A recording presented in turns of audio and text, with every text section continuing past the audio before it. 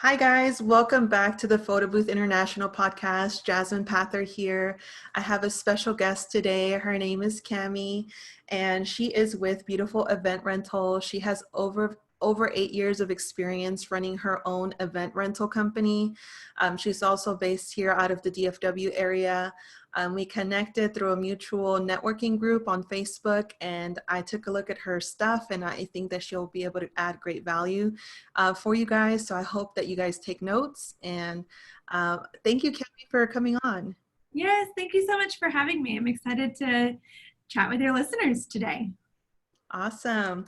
So obviously I want people to know your story. So tell me a little bit about how you ended up in the event rental industry. What made you start this type of business?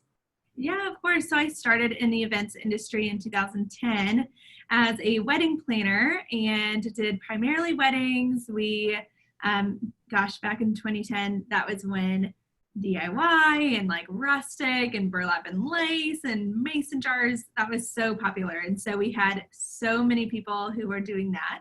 And then I would get these brides who would say, hey, I've got 50 mason jars and I've got, 20 burlap runners and I've got all these things and I don't know what to do with it. So do you want it? And I was like, sure. I mean, I have other clients who want that as well. And so sure, I'll take it and provide it for them. And so that's kind of what started the rental company. So 2 years into my planning company, I decided to launch Beautiful Event Rentals. And this was when I was actually living in Phoenix, Arizona. I started my business out in Phoenix. Unfortunately, life landed me as a single mom and going through a divorce in 2014. And so 2 years into my rental company, 4 years into my wedding planning company, I decided to move to Dallas, Texas, where my family lives. And so I have the unique opportunity that I have gotten to start my rental company 2 times. And it's been a blessing and a struggle at the same time because one, you get to redo maybe what you regret not doing before. And then the struggle is that nobody knows you when you move to a new city. And so, I've gotten to do it again, and I've gotten to have the opportunity to fail and try to figure out how to do rentals and be profitable and successful at it. And it's funny because I worked a part-time job or a full-time job actually when I moved here to Dallas, Texas. And the moment I decided to go full-time into my business instead of just having it as a side hustle, my revenue, my business just blew up. And now we're one of the biggest rental companies here in the DFW Metroplex. And really in the South. We travel all the way to Houston, down south. We go all the way up to Fayetteville, up in Arkansas, Shreveport in Louisiana. So we go pretty much all over as far as our clients want to pay for us to come, essentially. And so that's where we started. In 2018, we made the jump to doing corporate events versus just wedding. And so with that, we bought out another rental company at the end of 2017, and then we bought out another rental company in 2018. And so we've had the opportunity to buy out 2 companies to, one, expand our inventory like crazy overnight, and then 2, have a whole new type of customer come into our realm of what we do. And so it's been a crazy journey and a long ride. And this year in 2020, obviously everyone has gone through this COVID situation. And in the events industry, I feel like it's getting hit very hard. And so we've pivoted a couple times. So we are doing more virtual events. We're doing more small, tiny weddings and tiny events. And so with that, I have stepped into an educator role for rental professionals. And I too have a podcast and a few different courses and coaching groups that I lead up. And so it's an exciting world, and rentals is a tough world. I know where most people are starting with those, smashed fingers underneath your inventory because you are trying to lift something too heavy. I've been there on the 2 a.m. Pickups from events, and within 24 hours, back up at 6 a.m. For the next delivery. So I get it. It's tough. And I'm hoping that this podcast episode, I can teach you a little bit about how we've done what we do and now are getting a full, 8 to 10 hours of sleep without having to get up in the middle of the night to go pick up a whole bunch of items. So anyways, that's a little bit about me of the last 10 years that I've been in this crazy industry. Thank you for sharing that. I think it's amazing how you just said, you had the opportunity to not only start your new business, in Arizona, but then, try again and learn from your previous mistakes, So what were some of those challenges that you faced as a new company, whether that be the first time or the second time around here in Dallas? Yeah, I think something that everybody struggles with is doing it on your own. If you are the only person who is running your business, which I know there is tons of people who are solopreneurs, you might have a business partner like a sister or a friend that has gone into business, but in the beginning, it's tough.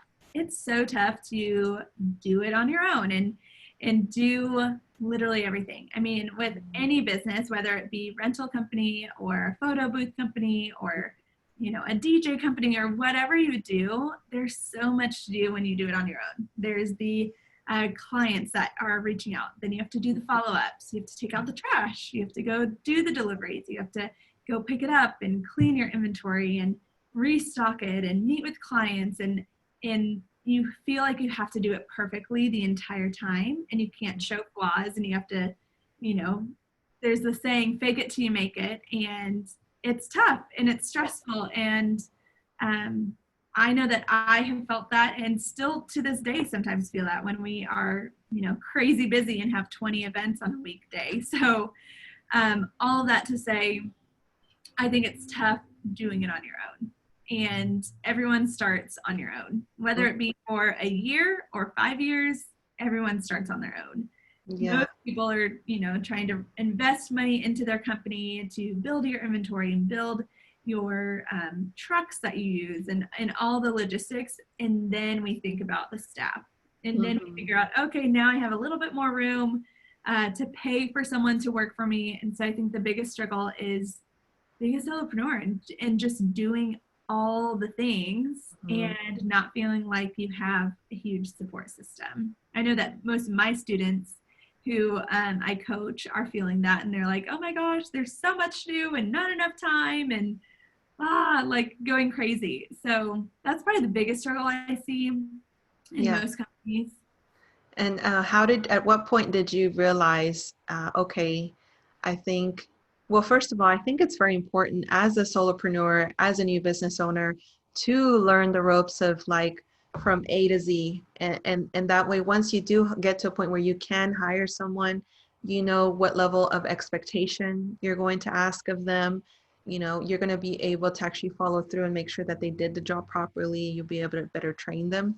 So I remember that myself having to go out and work these events, photo booth events back in, 2012, 2013. And, it's tough having to load equipment into your truck or whatever vehicle and then go in there and not knowing what issues you're going to run into. But it's important. It was important for me to know, okay, this is what an attendant, if I were to hire, this is what they would face. So here's how I can better train them. So with that being said, at what point did you hire help for your business since you did everything on your own for so long? Yeah, I hired my first employee in 2017. So it was, 5 years into the business, doing it all on my own before I hired someone. And that's meaning my first full-time person. I did hire high school guys to do like football players and basketball players who have the muscles. But at that point, I still went on deliveries with them and oversaw everything because I wasn't about to put all of my inventory into a high schooler's hands. Totally. So I did have kind of part-time staff, probably start, in 2016, maybe 2015. And then from there, hired my first full-time, like real employee in 2017. Gotcha. Okay. Yeah. But the biggest, probably the biggest thing that I would urge people to do before they start hiring is to set up some systems and set up some SOPs and processes and how do you do what you do, because the moment that you hire, your business will scale like crazy. It just will, because out of all the things that you do, now you're giving some of those tasks to somebody else. And so your business is about to scale if you're about to hire. And so before, one of the things that I wish I would have done before I hired anyone was I wish I would have written down and got really clear on, hey, this is how we do what we do. And that's what I coach so many people on still. I was actually just talking to a friend of mine yesterday who has a mobile coffee cart business here in Dallas, Night Owl Coffee. I'm not sure if you're familiar with them, but he was talking about trying to hire, and he's got a couple people that he's interviewing. And I said, stop, before you do that, before you bring someone on, go through. And I said, right now is the perfect time because you have time to do it. You're not having to service all these events. I said, before you do a thing with hiring, figure out what you do and how you do it. Where do you get your stuff? What are your passwords and places that you have your softwares or your logins or anything that you do? How do you receive inquiries, and how do you follow up with them? And then how do you actually execute an actual event? Like write it all down and have, this is my standard operating procedure, which is what an SOP is. And this is how I do what I do before you go and hire someone, because otherwise you're going to get even busier after you hire someone trying to train them. And one, your SOPs will help them try to figure out what to do without having to ask you every 2 seconds what you do. But it also makes the employee and the team member feel like, hey, they prepared for me. They expected this to happen, and they're ready for me to start with them. And so prepare for it, write it all down, figure out what you do exactly before you start hiring. Completely 100% agree with you. When we started to hire, again, well, my husband Josh started the rental business before I came into the picture. Previously, I was a pharmacy tech. And so coming from a world where it's like a routine, I knew what to do, same thing every day, going into a completely new startup where he's not the best at process and procedure, I'll tell you that. I was able to bring that to the table, and that's how we were able to find that balance. But going in, I was just like, well, how do you check the booths before you go out and work events? And he was like, nope. Do you verify the address, and do you verify all the event information prior to going out and working the event? No, I hadn't thought about that. So I created checklists. Okay, well, we got to have the props, and we got to have extra ink and paper, and we got to have this and that. And then slowly that became, okay, the new SOP, right? Before an attendant will go out, okay, these are the things you have to check for. You have to test your booth. You have to check for traffic. We had a full list of things, but I can totally see how if you don't have that in place, it just creates more chaos. And then that, I know a lot of people struggle with handing things over whenever they hire someone for the first time. Yep. So this actually facilitates that, right? Because then there's a clear process, there's a clear reason why the employee is going to do what you're asking them to do. And you're able to focus on what you need to do and let them take care of that, and then just audit their work. So I love that. A lot of people don't think about that side. They're just like, well, I need help and I'm going to hire someone and let's go. But yeah, that's a very important key.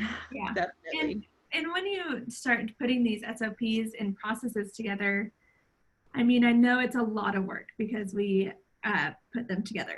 So I get that it's a lot of work. And so something that you could do, which someone told me this after I put my SOPs together, and I was like, oh, why didn't you tell me this before? Is hire a friend or a sibling or someone to come and shadow you for like 2 days or a week or however long you need them to shadow you. But have them come and like transcribe everything that you do. So typically on a normal basis outside of the COVID, time, we typically have like inquiries that come in daily or every other day or something like that. And so have someone close to you who's a friend or a family member, or even hire a virtual assistant or hire a temporary contractor to come in for just a couple days and transcribe everything you do. And so they would literally sit right next to you as you're receiving the inquiry. Now this is what I do. Now this is what I do. And you don't even have to explain everything. I mean, you can, but as long as they're watching you do what you do, then they can just write down like receive inquiry. Next step is, call them or email them. And if they don't answer, then this is what you do. And if they, and just go through the entire process. And so I love that. It's a simple thing to do if you don't feel like you have the time to put it. Yeah, and if it's a family member, you can just buy them dinner and then you eat. Yeah, exactly. Like I'll pay for your coffee in the morning and your lunch, and then I'll cook you dinner. I'll babysit for you. Yeah, exactly. Trade your services back and forth. There you go. Yeah, you just have to get creative, right? Sometimes we just so stuck inside the box, and all it takes is A, to ask for help, which some of us are bad at doing. I admit I suck at that sometimes. And then B is getting creative, right? Being resourceful. It's not a matter of money. It's a matter of being resourceful. So exactly. I love that. I'll have to keep that in mind for any future, like new ventures where I'm like, okay, I'll need to create whole new processes from scratch.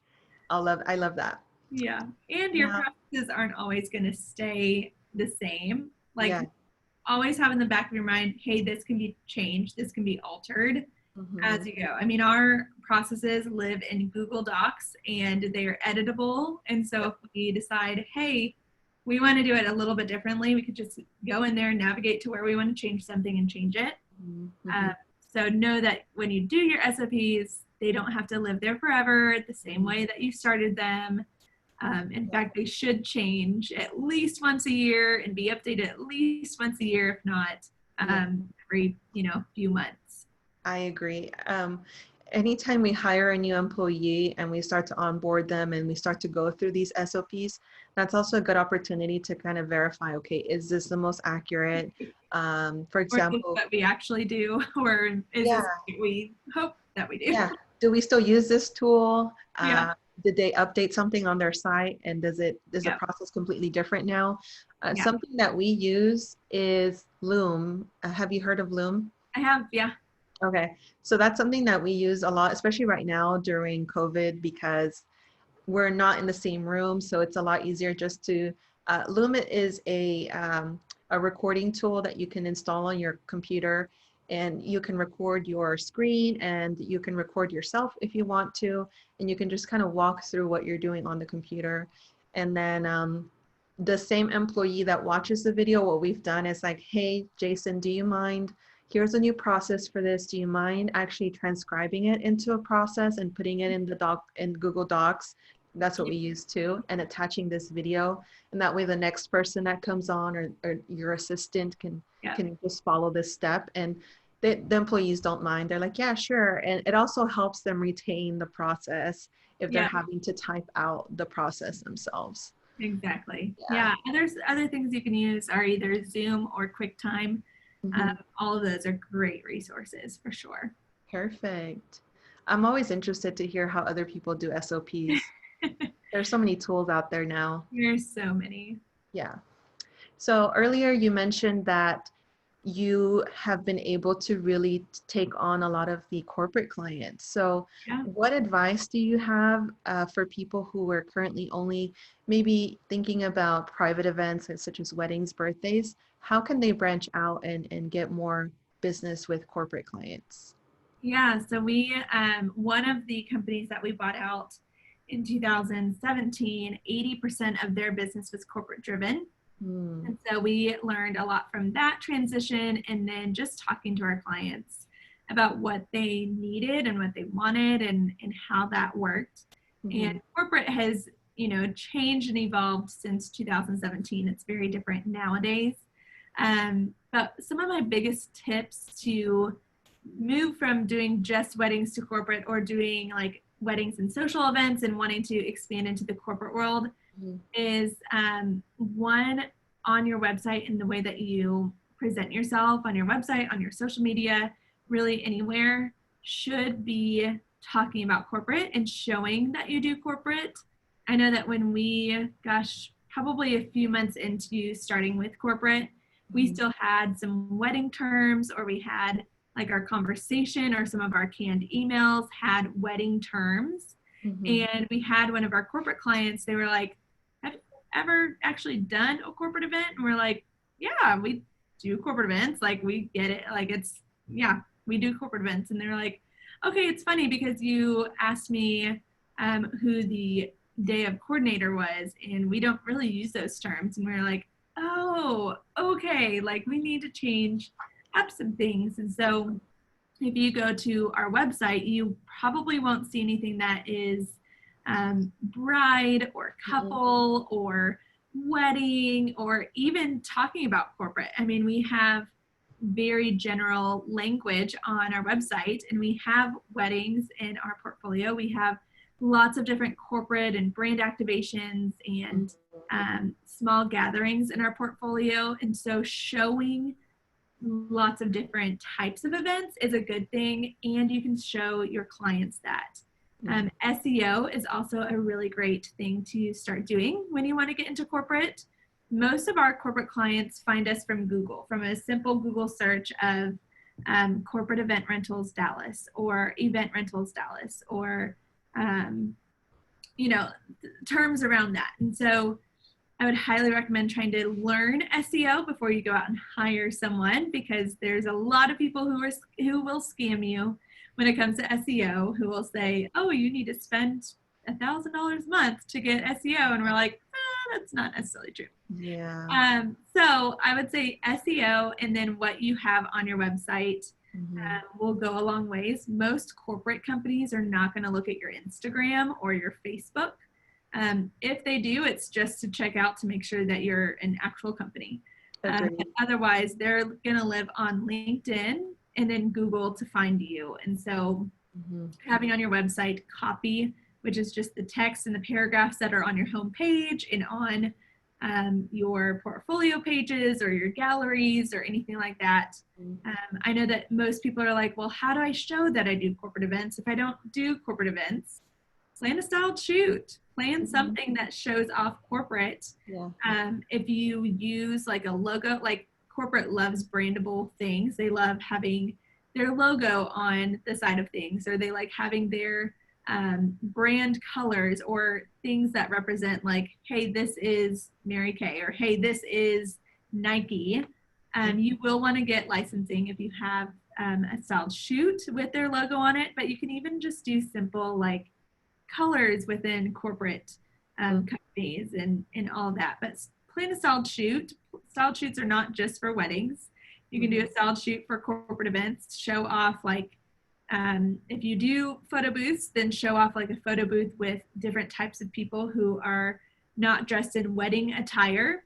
If you have rentals and you do a whole bunch of other things outside of photo booths, you know, put together a styled shoot for like a merchandise shop that's typically at a corporate event, or a check-in station, or a panel stage with panel seating, or something like that.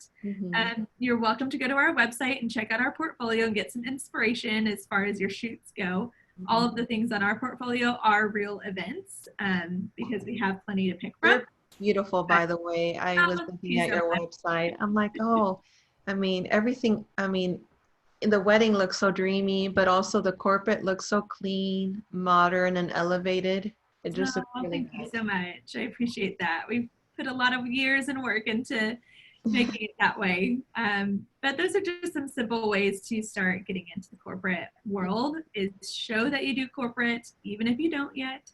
Just show some styled shoots with it. I mean, you can do this for free. You could trade with another person who wants to get into corporate. I know there's so many photographers who are like, I want to do corporate, but I only do weddings. And so you can team up with someone and be like, hey, I know you want to get into corporate. I want to get into corporate. Let's do a styled shoot that shows that. So lots of different options. Yeah, leveraging partnerships and working with your fellow business owners that are in the same niche, right? That's very important. But like you said, catering your messaging to the corporate world, even if you haven't worked an event. I'll tell you a quick story. I was like in my first year of the photo booth rental company, and I got a call from I think it was Pandora, and they were working with McDonald's. And this girl, she was probably the first real big corporate phone call that I got. So I'm Yeah. sitting there, and she said, she went straight into what she needed, right? They go straight to the point. And she said, we're working on a install for McDonald's and Pandora, and we want to know if you can put a booth on a truss system facing a one of those McDonald's ball pits. Yeah. She said, and we want the photo booth to take pictures of people like laying inside the ball pit. And so I'm sitting there like, and I guess Josh, my husband, could tell like something was going on. So he said, what's going on? I'm like, can you hold on for just a second? And I put her on hold, and I'm telling him, they want something crazy. I've never heard of this. And I'm telling him, they want this and this. And he said, let me talk to her. And he takes the phone and he's like, yeah. And he's like, yeah, we can do that. Yeah, no problem. Okay, yeah, yeah, just send me the specs. Yeah, okay, I'll take care of that. I'll get you a quote. And he's just a yes man. Like he's Yeah. gonna figure out how to make it happen. And me, I'm sitting there like, I never heard of this. Like this sounds Right. so overwhelming. But that would be my tip, is don't be too scared to take a risk. And there's always ways that you can kind of come up with what they're asking for. But I would say that was one of our very first major corporate events. And I remember Josh gave them a pretty good quote, because we did have to mount the camera system on a truss. It was almost like a DJ truss system. Yeah. Yeah. And so he's like, this is totally custom. It's a 3-day event. And it was probably one of our biggest events that first year. And so that kind of opened up the doors to corporate. And then we realized, wow, there's a lot of money to be made with corporate clients. Yep. And not only is there a lot of money there, but there's also, now we have content to push out. And we created a section on our website for corporate events. Yeah. We created everything branded for McDonald's and Pandora. And then soon enough, we were getting calls from Coca-Cola, Virgin Airlines, Southwest. It was really, really cool. So yeah, you start in that and you have content to share from an event, it opens up the doors to so much, because then they see, hey, they know what they're doing. Yep. We started with Nike. Nike was our first corporate event, and then we posted all about it. And then now we work with the Cowboys, and we work with LinkedIn, and we work with so many other companies that that we never thought that we could do, and always dreamed of like, oh my gosh, it'd be so great if we could work with this company. And now they're calling us and they're like, hey, we want to work with you. And we're like, oh my gosh, okay, great. Yeah. Add it to the list. Yeah. Yeah, don't be afraid to step outside the box. They want different stuff, because they don't want someone to be like, oh, that's what my competitor did. So exactly. They are thinking way outside the box. Mm-hmm. And so don't be afraid. I know most weddings want to stay in this little box of this is what we do, and which is all well and good, and it looks beautiful and pretty, but corporate is like, give me all the colors, all the experiences, all the things that we can be different. Yeah, that's exactly it. They want to stand out from their competition. Yeah, exactly. So the next thing I wanted to ask you is, obviously we touched a little bit about, COVID, and I would like to know a little bit more about how it's impacted your business and how you've handled the changes. I know you mentioned earlier that you already had, education out there that you were working on. So have you kind of been able to focus on that more? What's going on with you? Yeah, so the COVID, I think, has hit everyone super hard. It's hit us hard for sure. But one of the biggest things I learned a couple of years ago was save your money for a rainy day. And I know most of us professionals were like, a rainy day is not going to come. Like, events are always going to happen. Yeah. People still get married, and even in the middle of craziness, even in the middle of a recession, like, it's fine. But I really took it to heart about a year ago of like, no, I really do need to save, because one, we haven't had a recession in quite some time. Mm-hmm. And typically rental pieces like ours, or photo booths or things like that, that's a want. It's not necessarily a need. And so I kept thinking like, a rainy day is going to come. and I don't know how hard it's going to hit. Hopefully it won't hit as hard as 2008 hit, but something's going to happen. And so for the last couple of years, we've been saving our money, putting into a savings account, and that's the number one thing that has gotten us through this COVID. We didn't receive any PPP money until, gosh, like 6 weeks, 8 weeks in. So for that amount of time, we had to figure it out, and we still don't have any EIDL money or anything like that. And so I think the biggest thing is save your pennies, save your money, because something is going to happen. It's inevitable. And so that's one thing that's gotten us through. But then we've had to figure out, like, we've never had to look at doing virtual events. We've never had to look at doing live stream rentals because it wasn't a thing before. People just wanted to be in person like everybody wants to. And so we started surveying our clients. Like I said, we do a lot of corporate. And so we sent a survey to all of our clients probably 2 or 3 weeks after COVID hit, because we didn't want to be naive to what the world was doing and happening. And so we sent it probably 2 or 3 weeks in and just said, you know, there's a list of questions that was like, hey, how interested would you be in hosting a virtual event or a live stream? And if you are, what will you need? Will you need like streaming services, and will you need rentals, and like what all would your needs be at this moment? So from that, then we got to follow up with everyone who took the survey, and I think we gave them like $100 credit towards any order coming up. And so we surveyed. It was easy to do that because we wanted to know real information instead of just guessing and shooting in the dark of like, what do people want? And so that's what we're doing. We're doing mostly virtual and small events. We just had our first event last week, and we have 2 or 3 more this week, which is exciting. And it's, you know, it feels good to be doing some events again. But what we did in the beginning was surveyed people, and we just said, hey, what are the feelers that you have? How are you wanting to approach your events coming up? And then from there, we just started doing it. I see. And then we have the education platform, and thankfully we were thinking about doing the education platform before COVID hit, and we actually had planned for the podcast and the e-course and all of that to launch early 2021, and now we have the time. So all of that's launched. We have the podcast that's already launched, and then we have our full Rental Biz Academy launching in July of 2020. So wow, how exciting. Good to have the time to work on that, but at the same time, our primary income is event related, and so we needed to figure out, okay, if live events and things happening in person are not going to happen, what else can we do? Because you just can't sit and not have income coming in.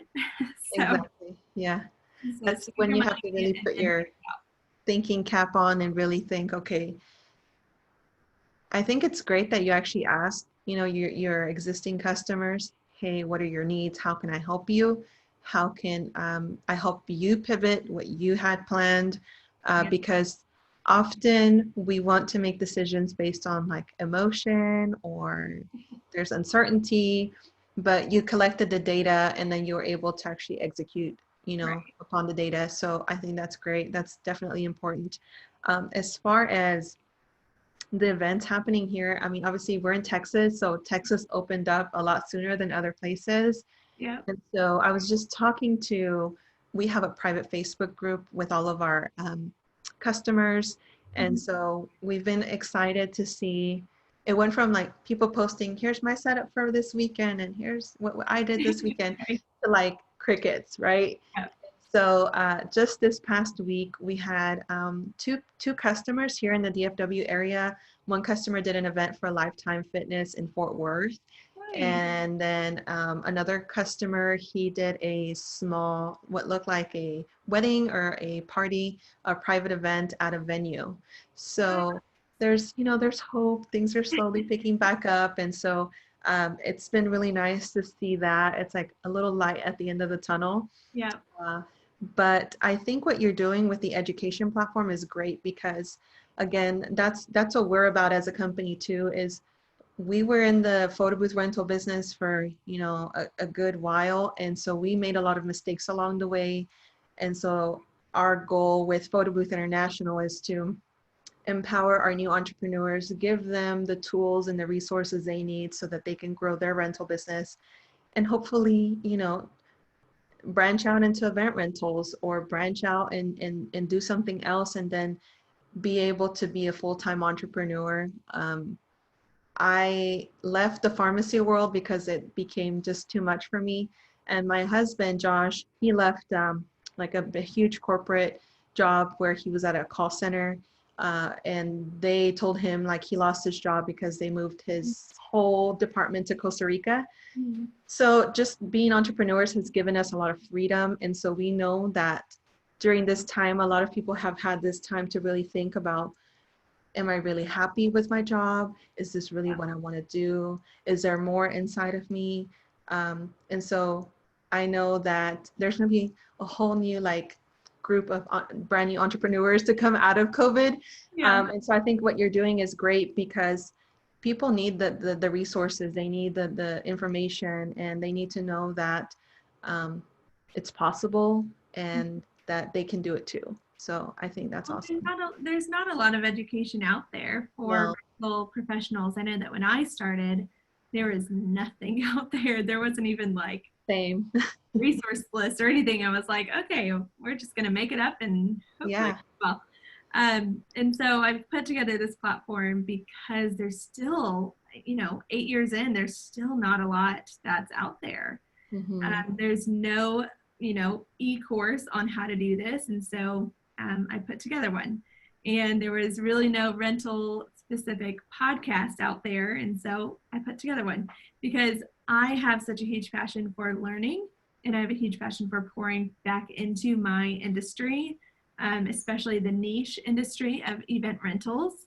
Mm-hmm. And so it's just exciting. And I love hearing that the listeners that we have and the students that we have are like, thank goodness there's something because there's not been anything.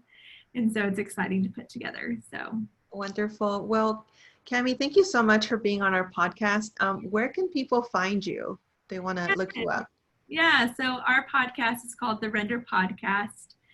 You can listen on Apple or Spotify. And then you can go to our website, beautifuleventrentals.com. And on there, we have an education platform where you can, you know, sign up to be on the wait list for our course or reach out and we'd love to, you know, talk more. So that's where you can find us on social media. We are at beautiful_event_rentals, or my personal, where I do a lot of the education, is at Miss Cam Alexandra, MSCAM, and then Alexandra. So I hope to see people on there and pour into you guys. I have a freebie that I've told you about.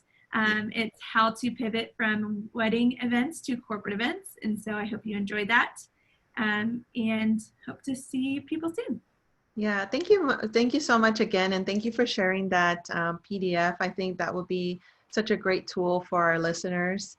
And again, guys, I think there was a lot of great value here. So make sure to take a second to listen again and take some notes. And again, check out her website because I think that you can get lots of great ideas if you're thinking about going into the event rental niche. So you model someone that's successful. So again, thank you, Cam, and we'll see you guys on the next one. Bye. Thank you.